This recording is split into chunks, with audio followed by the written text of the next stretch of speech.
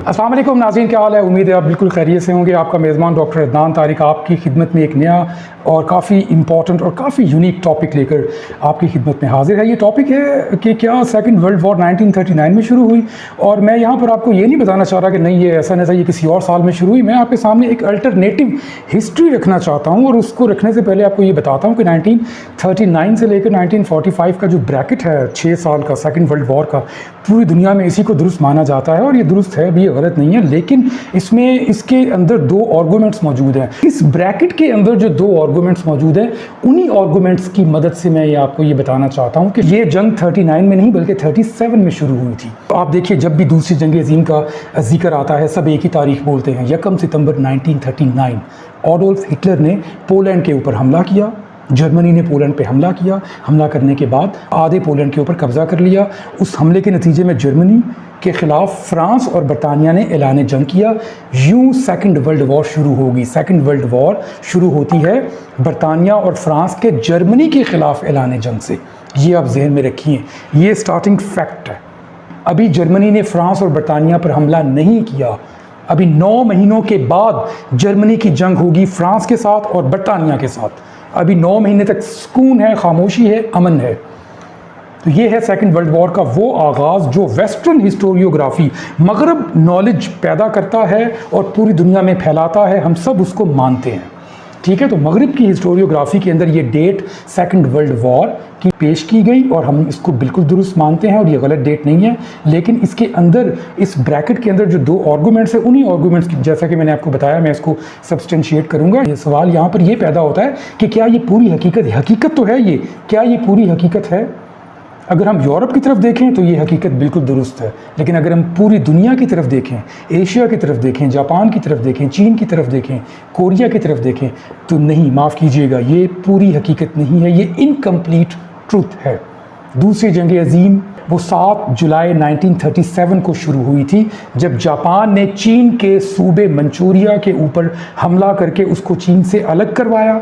अलग करवाने के बाद वहाँ पर एक अलग हुकूमत कायम की, अलग मुल्क बनाया उसका, और उस मुल्क का इत्तेहाद करवाया जापान के साथ। ये है सेकंड वर्ल्ड वॉर का असल आगाज़। ये तमाम थीम्स जो यूरोप के अंदर जंग शुरू हो रही है, जर्मनी की, पोलैंड की, फ्रांस की, बरतानिया की, बेल्जियम की, रशिया की, बाद में अमेरिका आता है, उनकी जो लॉजिक है, जो आर्गूमेंट है वॉर डिक्लेयर करने का, वो आर्गूमेंट और वो लॉजिक वो वही है जो 1937 में जापान के मांचूरिया के ऊपर अटैक के साथ कनेक्टेड है, वो उससे सेपरेटेड नहीं है। और वो लॉजिक क्या है, वो है imperial expansionism. Second world war की जो लेकर चलने वाला नैरेटिव है, जो लेकर चलने वाली स्पिरिट है, उसका नाम है इंपीरियल एक्सपेंशनिज्म। दुनिया में एम्पायर सिस्टम्स मौजूद है, और हर एम्पायर सिस्टम जो है अपने इंपीरियल लिमिट्स को एक्सपैंड करना चाहता है और दूसरे एम्पायर की लिमिट्स को स्क्वीज करना चाहता है, छोटा करना चाहता है। ये है इंपीरियल एक्सपेंशनिज्म का प्रॉब्लम, जो जापान के साथ भी था, ठीक है। यूरोप के अंदर इंपीरियल एक्सपेंशनिज्म किसी और फॉर्म में आता है, लेकिन है वही चीज़ बुनियादी तौर पर अपनी इस सेंस के अंदर। तो जापान का इंपीरियल एक्सपेंशनिज्म वही है जो सेकंड वर्ल्ड वॉर की ब्रैकेट उस ज़माने में 1939 हो या 1937 हो, वो same logic, same rational, same motive, same alliances के साथ हमको एक्टिव होता हुआ नज़र आता है। तो जब इतनी ज़्यादा कॉमनैलिटीज़ हैं, तो फिर क्यों कर 1937 के मांचूरिया के ऊपर जापानीज़ अटैक को सेकंड वर्ल्ड वॉर से पहले का एक इंसिडेंट या पहले का फेज़ कंसिडर किया जाता है। यही बात आज की इस वीडियो के अंदर हम खोल कर बयान करेंगे और इसको बेहतर तौर पर समझने की कोशिश करें। इसका मतलब ये नहीं है कि आपको सेकंड वर्ल्ड वॉर के बारे में ये बताया जाए कि ये हिस्ट्री गलत है। गलत बताना मकसद नहीं है, मतलब ये है कि कुछ अल्टरनेटिव ट्रूथ्स और भी पॉसिबल हैं जो हम नहीं जानते। As a global public, not as a Pakistani, not as a south Asian, as a global public, हमारे पास वो नैरेटिव जो यूरोप से इंपोर्ट होके आ रहा है, उसमें हम अपना अल्टरनेटिव सब्सटीट्यूशन, रिप्लेसमेंट कैसे कर सकते हैं। अगर आपको वीडियो अच्छी लगे तो प्लीज़ आप इसे सब्सक्राइब कीजिएगा, लाइक कीजिएगा, क्योंकि अगर आपको इन थीम में इंटरेस्ट है तो यकीन जानिए कि जो मैं नेक्स्ट सीरीज़ बनाने वाला हूँ उसके अंदर आपके इंटरेस्ट को सामने रखते हुए बहुत सी नई मालूमात आपको बताई जाएंगी। देखिए, मगरबी तारीख़ नवीसी में, मगरबी किताबों में, वेस्ट की बुक्स के अंदर, वेस्टर्न हिस्टोरियोग्राफी में, उनकी स्कूल टेक्स्ट बुक्स के अंदर और इंटरनेशनल हिस्ट्रीज़ के जितने भी स्कूल्स हैं उनके अंदर भी वर्ल्ड वॉर 2 का आगाज़ 1 सितंबर से माना जाता है, क्योंकि इसी दिन जर्मनी ने पोलैंड पे हमला किया था, मैंने बताया आपको। इसके बाद ब्लिट्ज़क्रेग, डनकिर्क, बैटल ऑफ ब्रिटेन जैसे बड़े इंपॉर्टेंट वाक़यात होते हैं। तमाम वाक़यात इसलिए अहम है क्योंकि ये तमाम जंगें वेस्ट के अंदर हो रही थी, इसीलिए ये एक तरफ की कहानी है। असल आगाज़ सेकंड वर्ल्ड वॉर का मेरे इस सीरीज़ के मुताबिक एशिया से होता है, 1937। अब आप एशिया में आ जाएं तो आप देख लें कि एशिया में जापान एक राइजिंग इंडस्ट्रियल पावर है, जो उस ज़माने में दुनिया की तीसरी बड़ी इंडस्ट्रियल पावर बन चुकी थी। सबसे बड़ी इंडस्ट्रियल पावर अमेरिका थी, उसके बाद बरतानिया थी, तीसरे नंबर पे कौन सा मुल्क था इंडस्ट्री का? It was not any European country, it was Japan. दुनिया की तीसरी बड़ी इंडस्ट्रियल पावर जापान थी उस ज़माने में। और जापान जो है वो उसके पास इंडस्ट्रियल एक्सपर्टीज़ है, उसके पास साइंटिफिक डेवलपमेंट है, उसके पास और भी कई किस्म की प्रोग्रेस है। लेकिन जापान के पास क्या नहीं है? जापान के पास सोर्सेज नहीं है, जापान के पास रॉ मटेरियल नहीं है, जापान के पास ऑयल नहीं है, एनर्जी के सोर्सेज नहीं है, जापान के पास कोल नहीं है। और यही चारों चीज़ें होती हैं जो इंडस्ट्री को, चाहे वो डोमेस्टिक इंडस्ट्री हो, चाहे वो वॉर मशीनरी को डेवलप करने वाली मशीनरी हो, इंडस्ट्री हो, तो उसके लिए इनको ये चार चीज़ें चाहिए थी। ये चार चीज़ें जापान को पूरी दुनिया में किसी भी जगह पर नहीं मिल रही थी। तो कहाँ से उसको मिली? मांचूरिया से। मांचूरिया कहाँ पर है? चीन में है, चीन का एक सूबा है। जापान ने पहले चीन के साथ मुआहदा किया कि वो मंचूरिया के अंदर जो है, 1931 की बात है, जापान ने चाइना से कुछ मुआहदे किए कि वो मंचूरिया के अंदर जो है वो मिनरल्स और रॉ मटेरियल के लिए कुछ कॉन्ट्रैक्ट करना चाहता है। तो चाइना ने मजबूरन कुछ मुआहदे कर लिए, लेकिन वो जापान उन मुआहदों से वो मैक्सिमम बेनिफिट्स हासिल नहीं कर पाया जो उसको चाहिए थी। तो 1937 के अंदर जापान ने बाकायदा तौर पे मांचूरिया पे अटैक किया, और अटैक करने के बाद मांचूरिया को चीन से अलग कर दिया। चीन से अलग करने के बाद मांचूरिया को एक अलग स्टेट डिक्लेयर कर दिया। स्टेट डिक्लेयर करने के साथ साथ जापान ने उसको एक अलग स्टेट के तौर पर रिकग्नाइज भी कर लिया। रिकग्नाइज करने के बाद जापान ने उस स्टेट के साथ कुछ ट्रीटीज़ कर लिए।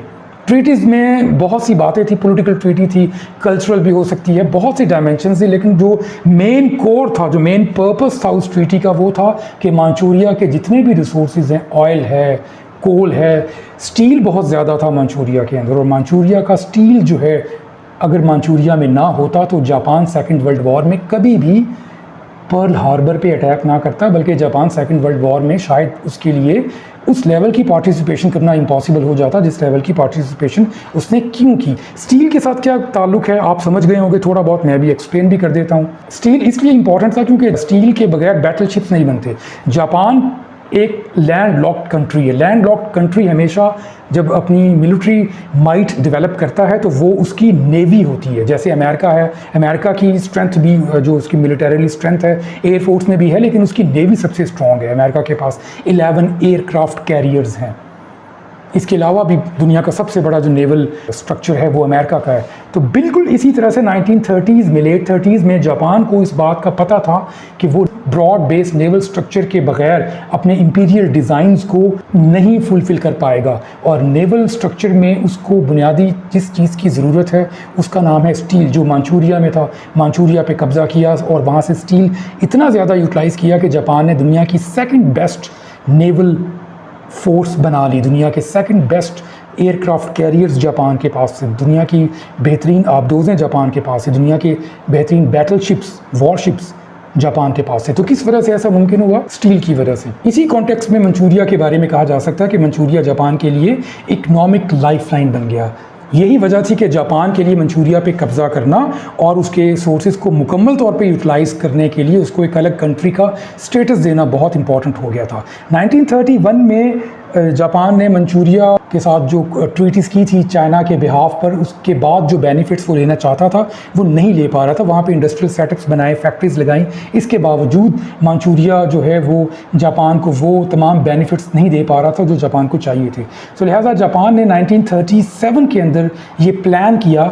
जापानीज़ फोर्सेस ने, ये जो आर्काइवल सोर्सेज रिवील हुए हैं वो बताते हैं कि ये डिज़ाइन जो था कि मंचूरिया को एक अलग रियासत बनाया जाए, ये जापानीज़ गवर्नमेंट का डिज़ाइन नहीं था, बल्कि ये जापानीज़ आर्मी के मिडिल लेवल के जो ऑफिसर्स थे उनकी जानिब से इसको प्लान किया गया था। और जब ये एग्जीक्यूट हो गया सक्सेसफुली तो उसके बाद जापानीज़ गवर्नमेंट ने इसको एक्सेप्ट कर लिया। 7 जुलाई 1937 की बात है। इसको कहा जाता है मार्को पोलो ब्रिज इंसिडेंट।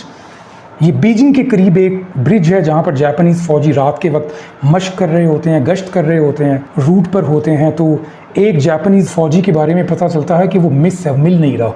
इस चीज़ को जवाब बनाकर जो जापानीज़ ऑफिसर्स हैं जो वहाँ पर अपॉइंटेड हैं, वो चाइनीज़ गवर्नमेंट के ऊपर ब्लेम करते हैं कि ये चाइनीज़ आर्मी और चाइनीज़ गवर्नमेंट ने मिलकर ये प्लान किया है, लिहाजा वो उनके ऊपर अटैक कर देते हैं। एक ओपन वॉर डिक्लेयर कर दी जाती है, जिसके नतीजे में मानचूरिया से चाइनीज़ गवर्नमेंट का स्टेक मुकम्मल तौर पर ख़त्म कर दिया जाता है। जो चाइनीज़ फोर्सेस वहाँ पर होते हैं उनको कैपिटल से बाहर निकाल दिया जाता है।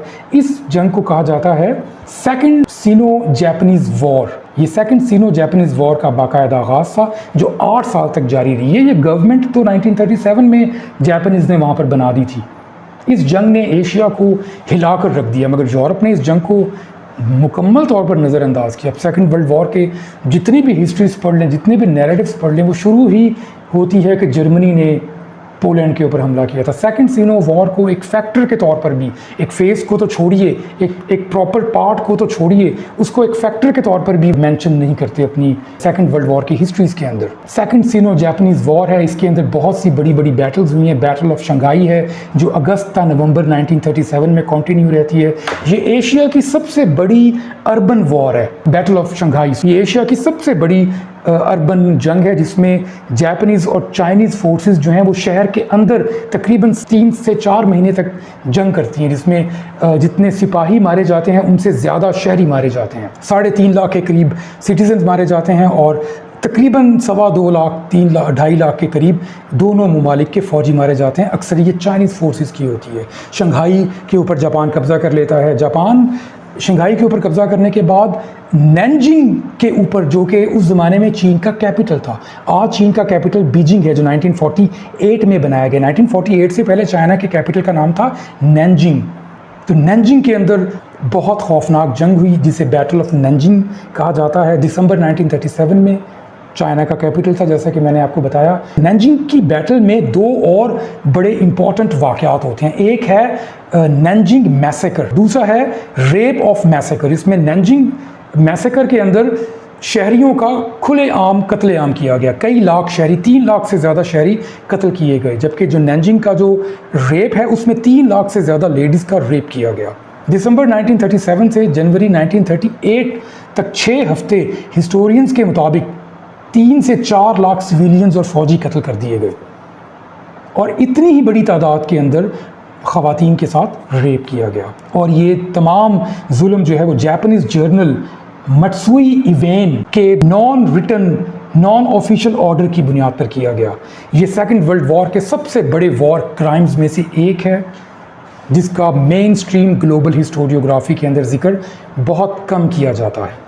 और ऑथेंटिक सोर्सेज जो बहुत बाद में 1990s में रिवील किए, जापानीज़ गवर्नमेंट ने भी और चाइनीज़ गवर्नमेंट ने भी, इन आर्काइवल सोर्सेज के मुताबिक इस मैसेकर के दौरान, इस बैटल के दौरान केमिकल और बायोलॉजिकल वेपन्स भी इस्तेमाल किए गए। सेकेंड वर्ल्ड वॉर की इस इंतहाई इम्पॉर्टेंट तरीन मगर इग्नोर्ड वॉर के अंदर 20 मिलियन लोग मारे गए, जिसमें से 19 मिलियन लोग चाइनीज़ हैं और तकरीबन 6 से 7 लाख लोग जापानीज़ हैं। और ये तादाद सेकेंड वर्ल्ड वॉर के अंदर, जब जापान अमेरिका से जंग कर रहा है पैसिफिक बैटल के अंदर, उसमें मारे जाने वाले लोगों से 11 गुना ज़्यादा है। पैसिफिक वॉर के अंदर जापान और अमेरिका दोनों के मिलाकर जो फ़ौजी मारे गए हैं उनकी तादाद 17-18 लाख के करीब है, जबकि सिर्फ चाइना के अंदर 1 करोड़ और 92 लाख चाइनीज़ मारे जा रहे हैं। तो आप समझ सकते हैं कि कितनी बड़ी तादाद है, कितना बड़ा डिफरेंस है। इन्हीं बातों की वजह से, इन्हीं हिस्टोरिकल फैक्ट्स की वजह से हिस्टोरियंस के कई स्कूल्स इस बात को मानते हैं कि ये सेकेंड वर्ल्ड वॉर का एशियन थिएटर है और सेकेंड वर्ल्ड वॉर का एक्चुअल स्टार्टिंग फेज़ ये है। तो जो आज की वीडियो में जो मैं आपसे बात कर रहा हूँ उसका बुनियादी पर्पस भी ये है कि जो यूरोपियन हिस्ट्री है उसको गलत साबित करना मकसद नहीं है सेकेंड वर्ल्ड वॉर के बारे में, बल्कि ये बताना मकसद है कि वो एक इनकम्प्लीट ट्रुथ है, वो मुकम्मल सच नहीं है। इसमें जब तक आप एशियन थिएटर को इंक्लूड नहीं करेंगे इस हिस्टोरियोग्राफी के अंदर, तब तक आप सेकेंड वर्ल्ड वॉर के जो रियल पर्पस हैं, जो इसकी जो रियल एक्चुअल हैपनिंग है, ये कैसे हो रही थी, ये इसका ग्लोबल पॉलिटिक्स के ऊपर क्या इम्पैक्ट हो रहा था, इंपीरियल एक्सपेंशनिज्म होता क्या है और इसका सेकेंड वर्ल्ड वॉर के साथ ताल्लुक़ क्या था, इन 3-4 थीम्स को आप नहीं समझ पाएंगे। और ये सिर्फ मैं तो इस वीडियो के अंदर आपको ये बात बताने की कोशिश कर रहा हूँ, दुनिया में चाइना वाहिद मुल्क है जहाँ पर सेकंड वर्ल्ड वॉर को 1939 से स्टार्ट नहीं किया जाता, बल्कि चाइना के अंदर सेकंड वर्ल्ड वॉर को 1937 से शुरू किया जाता है। उनकी हिस्ट्रीज़ के अंदर, उनकी टेक्स्ट बुक्स के अंदर, उनकी हिस्टोरियंस की किताबों के अंदर, वहाँ उनका जो पब्लिक पॉपुलर परसेप्शन है अबाउट सेकंड वर्ल्ड वॉर, उसमें भी वो इसको 39 से शुरू नहीं करते बल्कि 1937 से शुरू करते हैं। जबकि मगरबी ममालिक इसे 1939 से स्टार्ट करवाते हैं। तो इसका ये क्या है, ये यूरोसेंट्रिक बायस है। तो आज की ये वीडियो भी बुनियादी तौर पर सेकंड वर्ल्ड वॉर के बारे में जो यूरोसेंट्रिक ओपिनियन है अबाउट हिस्टोरियोग्राफी, उसको इनकम्प्लीट ट्रूथ साबित करते हुए आपके सामने, मैं ये बिल्कुल नहीं कह रहा हूँ कि मैं कंप्लीट ट्रूथ लेकर आ रहा हूँ, लेकिन मैं आपको बता रहा हूँ कि देयर इज़ अनदर वर्जन जिसे आप इसके साथ जोड़ सकते हैं। अगर आप इसको समझ जाते हैं तो आज की जो जियोपॉलिटिक्स है, साउथ चाइना सी टेंशन्स हैं, ताइवान इशू है, जापान चाइना टसल है, इन सब चीज़ों को ज़्यादा बेहतर तौर पर समझ सकते हैं। उम्मीद है आपको वीडियो पसंद आई होगी। अगली वीडियो के लिए इजाज़त दीजिए। अल्लाह हाफ़िज़।